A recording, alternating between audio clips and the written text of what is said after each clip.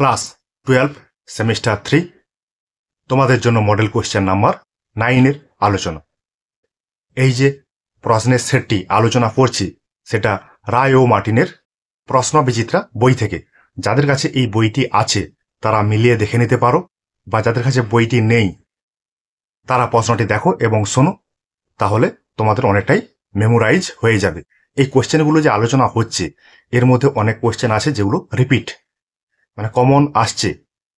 যেসব কোশ্চেনগুলো কমন আসছে সেগুলো যদি দেখার সঙ্গে সঙ্গে মনে হয়ে যায় অ্যান্সারটা কি, তাহলে ভাববে যে আমার অনেকটাই প্রস্তুতি হয়ে গেছে। ঠিক আছে, তোমরা দেখো, পড়ো, কমেন্ট, লাইক, শেয়ার করতে ভুলো না। প্রথম কোশ্চেন, ঠান্ডা লড়াইকে গরম শান্তি বলে অভিহিত করেছেন কে? ঠান্ডা লড়াইকে গরম শান্তি বলেছেন বার্নেট। এই কোশ্চেনটা কিন্তু কমন কোশ্চেন এবং অনেক সেটে আলোচনা হয়েছে। মার্কিন যুক্তরাষ্ট্র সোভিয়েত ইউনিয়নের প্রতিপত্তি রোধের জন্য গ্রহণ করেছিল, মানে সোভিয়েত ইউনিয়নকে আটকাতে হবে, তার জন্য মার্কিন যুক্তরাষ্ট্র কি কি পন্থা অবলম্বন করেছিল। এখানে দেওয়া আছে ট্রুম্যান নীতি, ন্যাটো। তাহলে আর কি বিষয় ছিল যার দ্বারা মার্কিন যুক্তরাষ্ট্র সোভিয়েত ইউনিয়নকে আটকিয়েছিল? মার্শাল পরিকল্পনা। মার্শাল পরিকল্পনা, ট্রুম্যান নীতি, ন্যাটো, এইগুলোর মাধ্যমে মার্কিন যুক্তরাষ্ট্র সোভিয়েত সাম্যবাদকে রোখার বা প্রতিরোধের চেষ্টা করেছিল। বিবৃতি এ, সোভিয়েত ইউনিয়ন পূর্ব ইউরোপের সমাজতান্ত্রিক রাষ্ট্রগুলিকে নিয়ে একটি সমাজতান্ত্রিক জোট গঠন করেছিল। এটা ঠিক। কারণে দেওয়া আছে সোভিয়েত ইউনিয়ন আগ্রাসী পুঁজিবাদী জোটের বিরুদ্ধে আত্মরক্ষা তথা সমাজতন্ত্রকে রক্ষা করতে চেয়েছিল। এটাও কিন্তু ঠিক। দুটোই যদি ঠিক হয় তাহলে অ্যান্সারটা কি হবে? এ ও আর উভয়ই সঠিক এবং আর হলো এর সঠিক ব্যাখ্যা। পুঁজিবাদীদের আগ্রাসন রোধ করার জন্য সোভিয়েত ইউনিয়ন পূর্ব ইউরোপের দেশগুলোতে সমাজতন্ত্র প্রতিষ্ঠা করতে চেয়েছিল। এতেই মার্কিন যুক্তরাষ্ট্র বা পুঁজিবাদী দেশগুলো আরও ভীত সন্ত্রস্ত হয়। সেই জন্য মার্শাল পরিকল্পনা, ন্যাটো, ট্রুম্যান নীতি প্রভৃতি বিষয় গ্রহণ করেছিল। তাহলে আমাদের অ্যান্সারটা হচ্ছে এর দাগের অ্যান্সারটা। ন্যাটো 1949 খ্রিস্টাব্দ গঠিত হয় কার উদ্যোগে? ন্যাটো গঠিত হয়েছিল মার্কিন যুক্তরাষ্ট্রের উদ্যোগে, নর্থ আটলান্টিক ট্রিটি অর্গানাইজেশন। অর্থনৈতিক ও মতাদর্শগত দিক থেকে বিচার করে আন্তর্জাতিক রাজনীতি বিশেষজ্ঞগণ বর্তমান বিশ্বকে শূন্যস্থান বলে চিহ্নিত করেছেন। মানে বর্তমান যে আন্তর্জাতিক অবস্থা, সেই অবস্থার দিকে লক্ষ্য রেখে আন্তর্জাতিক রাজনীতির বিশেষজ্ঞগণ বর্তমান অবস্থাটাকে কি বলে চিহ্নিত করেছেন? তারা বলেছেন একমেরু ও বহুমেরু ব্যবস্থার মিশ্রণ। তাহলে 1991 খ্রিস্টাব্দে যখন সোভিয়েত ইউনিয়ন ভেঙে যায় তখন সারা বিশ্বে একমেরু প্রবণতার সৃষ্টি হয়েছিল। মানে আমেরিকা যুক্তরাষ্ট্রের দাদাগিরি ছড়ি ঘোরানো শুরু হয়ে গিয়েছিল। কিন্তু তৃতীয় বিশ্বের অনেক দেশ আছে যেগুলো নিজেদের কর্তৃত্ব সারা বিশ্বে প্রতিষ্ঠা করতে আস্তে আস্তে করে সক্ষম হচ্ছিল। সেই কারণে এইখানে অপশানটা দেওয়া আছে, সি এর দাগের অপশান, একমেরু ও বহুমেরু ব্যবস্থার সংমিশ্রণ।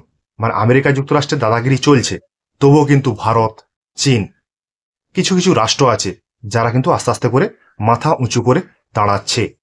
তাহলে বিশ্বে আর একটি শক্তি নেই, অনেক শক্তিই কিন্তু আস্তে আস্তে উঠে আসছে। এটাকে বলা হচ্ছে বহুমেরু। তাহলে সে জায়গাটাই অ্যান্সার। দ্বিমেরুকৃত রাজনীতি হল সংঘাত ও নিরন্তর সংকট সৃষ্টির রাজনীতি। উক্তিটি করেছেন কে? উক্তিটি করেছেন কেনেথ ওয়ালজ নামক রাষ্ট্রবিজ্ঞানী। জোট নিরপেক্ষ আন্দোলনের জনক কে? জোট নিরপেক্ষ আন্দোলনের জনক জওহরলাল নেহেরু। পঞ্চশীলকে জোট নিরপেক্ষতার পরিণতি বলেছেন কে? পঞ্চশীলকে জোট নিরপেক্ষতার পরিণীতি বলেছেন কে এস মূর্তি। তারপরে কোশ্চেনে দেখো ক্রমান্বয়ে সাজিয়ে লেখো। এই কোশ্চেনটাতে সম্মিলিত জাতিপুঞ্জ গঠনের জন্য যে সমস্ত সম্মেলনগুলো অনুষ্ঠিত হয়েছিল সেই সম্মেলনগুলোর নাম এখানে দেওয়া আছে, মানে এলোমেলো করে দেওয়া আছে, সেইগুলো তোমাদের সাজাতে হবে। তাহলে এখানে সেই দুটি পন্থা আমরা অবলম্বন করতে পারি। আগের সেটে আমরা আলোচনা করেছিলাম প্রথমটা কোন সম্মেলন হয়েছিল এবং শেষেরটা কোন সম্মেলন হয়েছিল। সেই পদ্ধতি অনুসারে দেখি কোন অপশনটা ঠিক হতে পারে। তাহলে প্রথম যে সম্মেলনটা হয়েছিল সেই সম্মেলনটার নাম আটলান্টিক সনদ। তাহলে আটলান্টিক সনদ প্রথম এর অপশানে, সি এর অপশানে, ডি এর অপশানে প্রথমে রয়েছে আটলান্টিক সনদ। তাহলে শেষ সম্মেলন কোনটা হয়েছিল? শেষ সম্মেলন হয়েছিল সান ফ্রান্সিসকো সম্মেলন। তাহলে সি এর দাগেরটায় আছে সান ফ্রান্সিসকো সম্মেলন এবং এর দাগেরটাতে আছে সান ফ্রান্সিসকো সম্মেলন। তাহলে আমরা যে পদ্ধতিটার কথা আলোচনা করছিলাম সেটা কিন্তু এখানে কাজে লাগছে না। তাহলে আমাদেরকে দ্বিতীয় পদ্ধতিটা অবলম্বন করতে হবে, আর সেই পদ্ধতিটা হচ্ছে সাল। তাহলে এই সম্মেলনগুলোর সাল আমাদের জানতে হবে। তাহলে দেখা যাক পরপর সালগুলো। আটলান্টিক সনদ 1941, ওয়াশিংটন সম্মেলন 1942, তেহরান ঘোষণা 1943, ডাম্বারটন ওকস সম্মেলন 1944, ইয়াল্টা সম্মেলন 1945, সান ফ্রান্সিসকো সম্মেলন 1945। দেখো তাহলে এর দাগের যে অপশানটা রয়েছে এখানে সম্মিলিত জাতিপুঞ্জ গঠনের যে সম্মেলনগুলো সেগুলো কিন্তু পরপর সাজানো রয়েছে। তোমরা সালগুলোকে খাতাতে টুকে নেবে, তাহলে বুঝতে সুবিধা হবে। তাহলে এই দাগেরটা অ্যান্সার। সম্মিলিত জাতিপুঞ্জের প্রধান উদ্দেশ্য কি? সম্মিলিত জাতিপুঞ্জের প্রধান উদ্দেশ্যগুলো এখানে পরপর দেওয়া আছে, আমাদেরকে সেগুলো দেখতে হবে। এর দাগেটা কি আছে?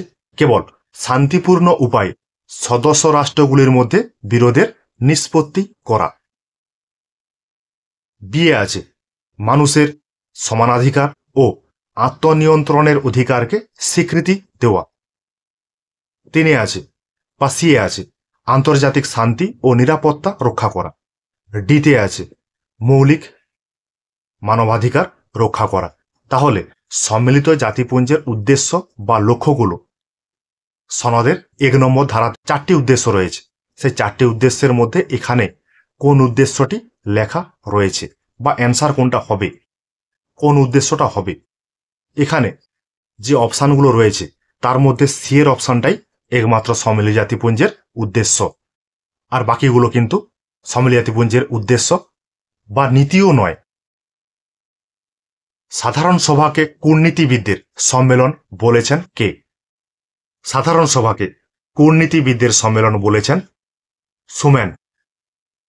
মানে সাধারণ সভা বলতে সম্মিলিত জাতিপুঞ্জের যে সভা, সাধারণ সভা, সেই সভাটাকে কূটনীতিবিদদের সম্মেলন বলেছেন সুম্যান। সম্মিলিত জাতিপুঞ্জের নিরাপত্তা পরিষদের মোট সদস্য সংখ্যা হল। তাহলে সম্মিলিত জাতিপুঞ্জের যে নিরাপত্তা পরিষদ রয়েছে তার স্থায়ী সদস্য 5 জন, অস্থায়ী সদস্য 10 জন। তাহলে নিরাপত্তা পরিষদের মোট সদস্য সংখ্যা 15 জন। বিশ্ব ব্যাংক গোষ্ঠীর অন্তর্ভুক্ত সংস্থাগুলির মধ্যে কোনটি উল্লেখ্য চার্টে নেই? তাহলে দেখো বিশ্ব ব্যাংক গোষ্ঠীর মধ্যে আইডিএ, আইএফসি, এমআইজিএ, আইসিএসআইডি এগুলো বিশ্ব ব্যাংকের গোষ্ঠী। এই সম্পর্কে আমাদের কিন্তু এমসিকিউ যে আলোচনা হচ্ছিল সেইখানে কিন্তু প্রত্যেকটার ফুল ফর্ম আলোচনা করা আছে। তাহলে বিশ্ব ব্যাংকের এগুলো হচ্ছে গোষ্ঠী, কিন্তু একটি গোষ্ঠী অপশানে দেওয়া আছে, সেই অপশানটা আমাদের দেখতে হবে কোনটা ঠিক। এখানে দেওয়া আছে আইএমএফ, ডব্লিউটিও, আইবিআরডি এবং ডিএ আছে গ্যাট। একমাত্র বিশ্ব ব্যাংকের যে গোষ্ঠী সেই গোষ্ঠীর অন্তর্ভুক্ত হচ্ছে আইবিআরডি। তাহলে সি এর দাগের অপশানটাই অ্যান্সার। ইউনিসেফ সক্রিয়ভাবে কাজ করে, মানে কোশ্চেনটা এইভাবেও বলা যেতে পারে ইউনিসেফের সদস্য রাষ্ট্রের সংখ্যা কয়টি? 190টি। 190টি দেশে ইউনিসেফ সক্রিয়ভাবে কাজ করে।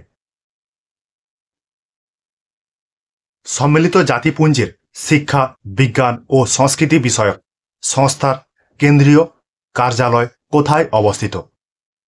মানে এখানে ইউনেস্কোর কথা বলা হচ্ছে। ইউনেস্কোর সদর দপ্তর কোথায়? প্যারিসে ইউনেস্কোর সদর দপ্তর অবস্থিত। IBRD এর সদস্য হলে সেই রাষ্ট্র একই সঙ্গে সদস্যপদ লাভ করে। মানে কার সদস্যপদ লাভ করে? মানে কেউ যদি IBRD এর সদস্য হয় তাহলে একই সঙ্গে সে IMF এর সদস্যপদ লাভ করে। এইখানে IBRD দেওয়া আছে, এর ফুল ফর্মটা হচ্ছে international bank for reconstruction and development. আর তোমরা তো IMF এর ফুল ফর্ম জানো। মানব নিরাপত্তার সবচেয়ে গুরুত্বপূর্ণ উপাদান হল, মানুষকে যে নিরাপত্তা দেওয়া হচ্ছে তার সবচেয়ে গুরুত্বপূর্ণ উপাদান কি? অর্থনৈতিক নিরাপত্তা। একটা মানুষ যদি অর্থনৈতিক দিক থেকে নিরাপত্তা পায় তাহলে কিন্তু সে সক্রিয়ভাবে থাকতে পারবে, বাঁচতে পারবে। যদি আর্থিক দিক থেকে দুর্বল হয় তাহলে যে কোনো ব্যক্তি তাকে পদদলিত করে চলে যাবে। এটাই বর্তমান দিনের মানব নিরাপত্তার সবচেয়ে গুরুত্বপূর্ণ দিক। বিবৃতি 1-এ আছে, দেশের সার্বভৌমত্ব ও ভৌগোলিক অখণ্ডতা রক্ষার ক্ষেত্রে সর্বাপেক্ষা গুরুত্বপূর্ণ বিষয় হল প্রথাগত নিরাপত্তা। এটা ঠিক, প্রথাগত নিরাপত্তা শুধুমাত্র একটা ভৌগোলিক সীমারেখার মধ্যে, মানে একটি দেশের সার্বভৌমত্বকে রক্ষা করাকে বোঝায়। বিবৃতি 2-তে আছে, জাতীয় নিরাপত্তার মধ্যে সেই দেশের জল, স্থল ও আকাশ সীমানার সঙ্গে সম্পর্কিত বিষয়গুলি যুক্ত থাকে না। এটা ভুল। জাতীয় নিরাপত্তা বলতে ধরো আমাদের ভারতবর্ষ একটা দেশ, তার নিরাপত্তা কোথা থেকে আসবে? সীমানাতে মিলিটারি রয়েছে, আকাশে আকাশ বাহিনী রয়েছে, এবং জলে সমুদ্রে কে রয়েছে? জলবাহিনী।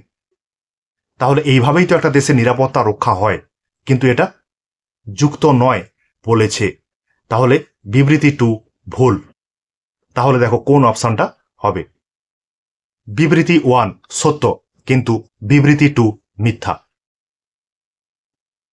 মুম্বাইয়ের 26/11 এর ঘটনার সঙ্গে কোন জঙ্গি গোষ্ঠী জড়িত ছিল? লস্কর-ই-তৈবা। তোমরা অনেকে শুনেছ, জেনেছ যে 26/11-তে মুম্বাইয়ে তাজ হোটেল, রেল স্টেশন, এইখানে অনেক নিরীহ মানুষ মারা যায়। সেইখানে একজন জঙ্গিকে ধরা হয়েছিল যার নাম আজমল কাসব, যাকে পরবর্তীকালে ভারত সরকার ফাঁসি দেয়। তাহলে লস্কর-ই-তৈবা মুম্বাই হামলার জন্য দায়ী। অভিবাসনের নেতিবাচক প্রভাব কি? অভিবাসন সবসময় কিন্তু ভালো নয়। অভিবাসন মানে আমরা আলোচনা করেছি, মানুষ এক স্থান থেকে যখন অন্য স্থানে চলে যায় নিজের ইচ্ছাতে। কিন্তু এই যে অভিবাসনটা, এটা কিন্তু সবসময় ভালো নয়। এর কিছু খারাপ দিক রয়েছে। সেই খারাপ দিকটা এই অপশান থেকে আমাদের খুঁজে বের করতে হবে। এখানে অভিবাসনের যে নেতিবাচক প্রভাব, তার অ্যান্সারটা হবে মেধা চালান। ইংরেজিতে একে বলে ব্রেন ড্রেন। আমাদের ভারতবর্ষের এমন কিছু ছেলে মেয়ে রয়েছে যারা প্রচুর বুদ্ধিমান, পড়াশোনাতে ভালো। তারা ভালো থাকার জন্য, ভালো খাওয়ার জন্য, ভালো নিরাপত্তা পাওয়ার জন্য তারা অন্যান্য দেশে চলে যাচ্ছে, সেখানে গিয়ে তারা থাকছে। মানে এই যে মেধা বা বুদ্ধিটা আমাদের ভারতবর্ষের ক্ষেত্রে কাজে না লাগিয়ে তারা বিদেশের মাটিতে, বিদেশের হয়ে কাজে লাগাচ্ছে। এইটা কিন্তু অভিবাসনের একটি খারাপ দিক। এটাকে বলা হচ্ছে মেধা চালান। কোভ্যাক্সিন ও কোভিডশিল্ড এই টিকা দুটির মাধ্যমে কোন রোগ প্রতিরোধ করা হয়েছিল? তোমরা সবাই জানো, তোমরা নিয়েছো কোভিড-19। এই ভ্যাকসিনগুলো তোমরা তো নিয়েছো। দরিদ্র সৃষ্টির একটি অর্থনৈতিক কারণ হল, কোশ্চেনটাকে ভালো করে দেখবে, দরিদ্র সৃষ্টির একটি অর্থনৈতিক কারণ। এখানে অর্থনৈতিক কারণগুলো অপশানে খুঁজতে হবে, দেখবে একটা অবশ্যই পেয়ে যাবে। সম্পদের অসম বন্টন, সম্পদকে অসাম্যভাবে কেউ বেশি কেউ কম এইভাবে বন্টন করা হয়, তাহলে কিন্তু দরিদ্রতা আপনাতেই শুরু হয়ে যাবে, যেটা আমাদের আজকাল হচ্ছে। জলবায়ু পরিবর্তন যেভাবে নিরাপত্তাকে প্রভাবিত করে। জলবায়ু কিভাবে নিরাপত্তাকে প্রভাবিত করছে? জলবায়ু পরিবেশে অস্থিতিশীলতা সৃষ্টি করে নিরাপত্তাকে প্রভাবিত করছে। নিম্নলিখিত কোন দেশটি দেশীয় রাজ্য 1947 সালের 15ই আগস্ট ভারতে যোগদান করেনি? তাহলে ভারত যখন স্বাধীন হয় তখন দুই ধরনের রাজ্যের সৃষ্টি হয়েছিল, দেশীয় রাজ্য আর ব্রিটিশ শাসিত রাজ্য। ব্রিটিশ শাসিত রাজ্য তো স্বাধীন হয়েই গেছে, কিন্তু দেশীয় রাজ্য যেগুলো ছিল তার মধ্যে 3টি দেশীয় রাজ্য কি কি কি কি জুনাগড়, হায়দ্রাবাদ, কাশ্মীর।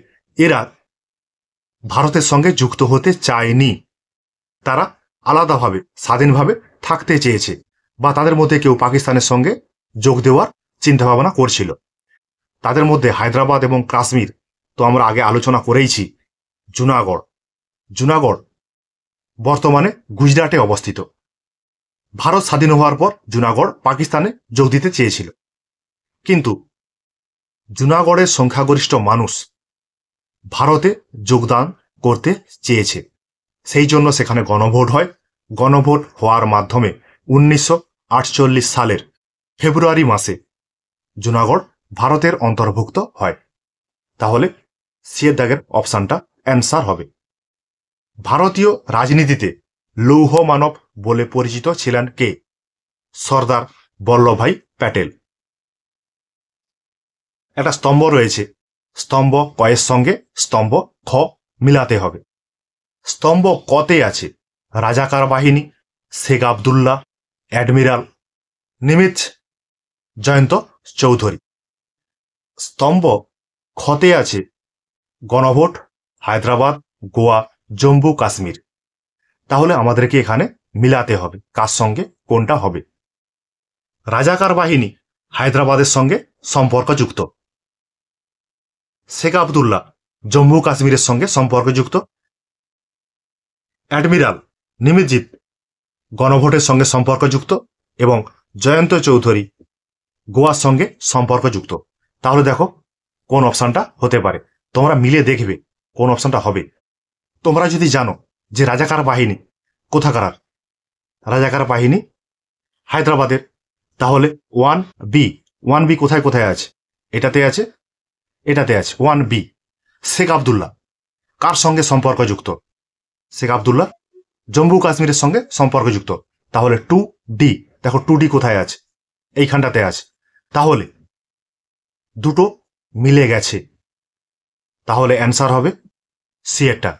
কিন্তু বাদ বাকি যেগুলো রয়েছে, অ্যাডমিরাল নিমিতজিৎ গণভোটের সঙ্গে সম্পর্কযুক্ত, জয়ন্ত চৌধুরী গোয়ার সঙ্গে সম্পর্কযুক্ত। তোমরা এবারে অ্যান্সারটাকে মিলিয়ে নেবে। এখানে অ্যান্সারটা কিন্তু সি এর দাগের। পত্তি শ্রীরামালু ছিলেন কোথাকার মানুষ?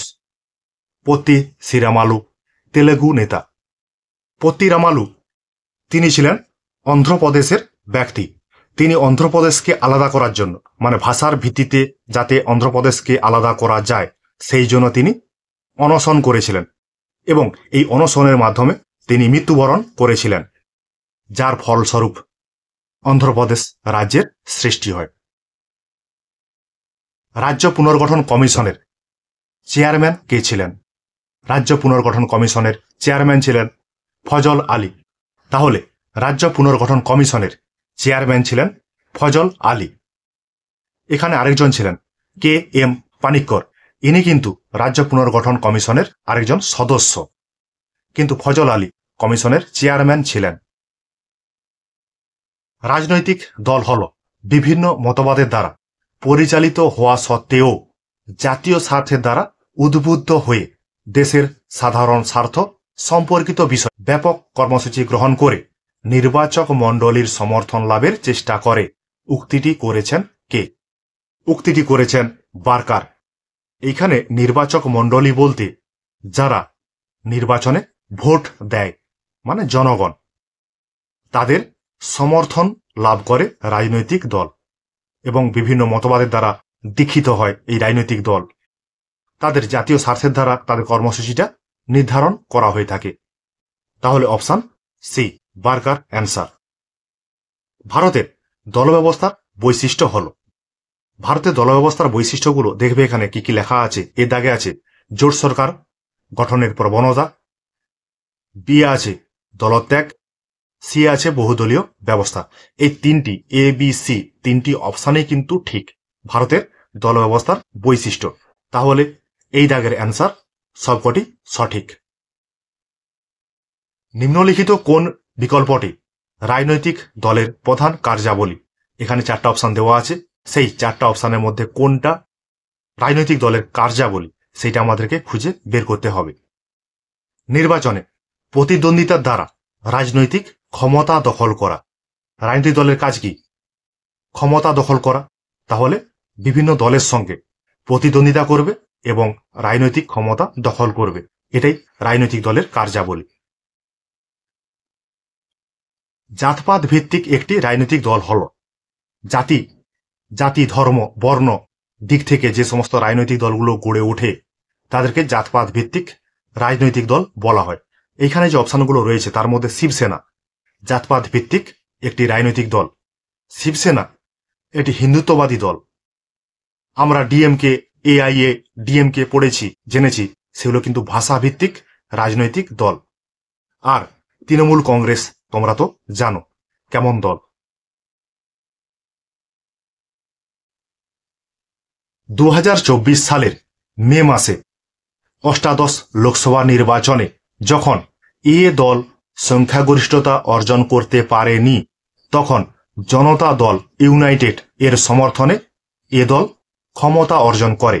এভাবে আঞ্চলিক দলগুলি ভারতীয় রাজনীতিতে কৃতিত্বের অবদান রেখেছে। এখানে আমাদের বুঝতে হবে বিষয়টা কি। আমাদের এখানে যে প্রশ্নটা দেওয়া আছে সেই প্রশ্নটা আঞ্চলিক দলের ক্ষমতা কতটা সেটাই কিন্তু বোঝানোর জন্য দেওয়া হয়েছে। এইখানে যে এ দলের কথা বলা হয়েছে সেই এ দলটা হচ্ছে ভারতীয় জনতা পার্টি, যেটা 2024 সালে নিজে এককভাবে সংখ্যাগরিষ্ঠতা অর্জন করতে পারেনি। সেই জন্য জনতা দল ইউনাইটেড এর সমর্থনে বিজেপি ক্ষমতায় আসে, মানে জোট সরকার গঠন করে। এই যে জোট সরকার গঠন করেছে, এই জোটটির নাম এনডিএ, ন্যাশনাল ডেমোক্রেটিক অ্যালায়েন্স। 2001 সালে আগ্রা সম্মেলন অনুষ্ঠিত হয় কোন কোন দুটি দেশের মধ্যে? ভারত ও পাকিস্তানের মধ্যে 2001 সালে আগ্রা সম্মেলন অনুষ্ঠিত হয়েছিল। এই সম্মেলনটা হয়েছিল মূলত কাশ্মীর সমস্যার সমাধানের জন্য। তৎকালীন ভারতের প্রধানমন্ত্রী অটল বিহারী বাজপেয়ী এবং পাকিস্তানের রাষ্ট্রপতি পারভেজ মুশারফের মধ্যে এই আগ্রা সম্মেলনটি হয়েছিল। যদিও এই সম্মেলনের মধ্য দিয়ে কোনো সমঝোতাতে আসা যায়নি, সেই জন্য অনেকে এই সম্মেলনকে ব্যর্থতার সম্মেলন বলে আখ্যা দিয়েছেন। ভারত ও ভুটানের মধ্যে মৈত্রী ও সহযোগিতা চুক্তি স্বাক্ষরিত হয়েছিল কত সালে? 2007 সালে ভারত এবং ভুটানের মধ্যে মৈত্রী সহযোগিতা চুক্তি স্বাক্ষরিত হয়। ভারত মার্কিন যুক্তরাষ্ট্র অসামরিক পরমাণু চুক্তি মার্কিন কংগ্রেসে অনুমোদন লাভ করে কত সালে? 2007 সালে। এই কোশ্চেনটা আলোচনা হচ্ছে, কিন্তু কোশ্চেনটার মধ্যে ভ্যারাইটি রয়েছে। তাহলে এই কোশ্চেনটার অ্যান্সার 2007 সাল। তাহলে অপশন সি। ভারতের কোন প্রধানমন্ত্রীর রাশিয়া সফরে ভারত রাশিয়ার মধ্যে কৌশলগত অংশীদারিত্ব স্ট্র্যাটেজিক পার্টনারশিপ দৃঢ়তা করার প্রকল্প ঘোষণা করা হয়? দেবেগৌড়া। যখন ভারতের প্রধানমন্ত্রী দেবেগৌড়া ছিলেন তখন ভারত এবং রাশিয়ার মধ্যে কৌশলগত অংশীদারিত্বের সংকল্প ঘোষণা করা হয়। চীনের রাষ্ট্রপতি জিমিন কত সালে ভারত চীন বিশ্বাসবর্ধক একটি চুক্তি সম্পাদন করেন? 1996 সালে। এই কোশ্চেনগুলো কিন্তু নতুন নতুন টাইপের কোশ্চেন। ভারত পোখরান-2 পরমাণু বোমা বিস্ফোরণ ঘটায় কত সালে? 1998 সালে ভারত পোখরান-2 মানে রাজস্থানের পোখরানে পারমাণবিক বোমার বিস্ফোরণ ঘটায় পরীক্ষামূলকভাবে, যার নাম ছিল অপারেশন শক্তি। প্রধানমন্ত্রী ছিলেন অটল বিহারী বাজপেয়ী। সার্বিক পারমাণবিক অস্ত্র পরীক্ষা রোধ চুক্তি সিটিবিটি স্বাক্ষরিত হয় কত সালে? 1996 সালে। এই সিটিবিটির পুরো নাম হচ্ছে কম্প্রিহেন্সিভ টেস্ট ব্যান টিটি, যেটা স্বাক্ষর করা হয়েছিল 1996 সালে। কিন্তু ভারত এই সিটিবিটিতে স্বাক্ষর করেনি, কারণ এই সিটিবিটি যে চুক্তিটা, এখানে কিছু অসঙ্গতি লক্ষ্য করা গেছে, সেই জন্য ভারত এই চুক্তিতে স্বাক্ষর করেনি। ঠিক আছে, তোমাদের সামনে মডেল কোশ্চেন নাম্বার 9 এর আলোচনা করা হলো। এই আলোচনাতে আমরা 40টি মানে যেমন কোশ্চেনের সেট হয় সেইভাবেই কিন্তু আমরা 40টি কোশ্চেন আলোচনা করলাম। দেখবে, পড়বে, যত দেখবে ততই কিন্তু বিষয়গুলো মনে থাকবে। বন্ধুদের অবশ্যই শেয়ার করবে, বুঝতে না পারলে কমেন্টে অবশ্যই জানাবে বিষয়গুলো সঠিকভাবে জানানোর জন্য। ঠিক আছে, তোমাদের জন্য আমার এই কিঞ্চিত প্রয়াস।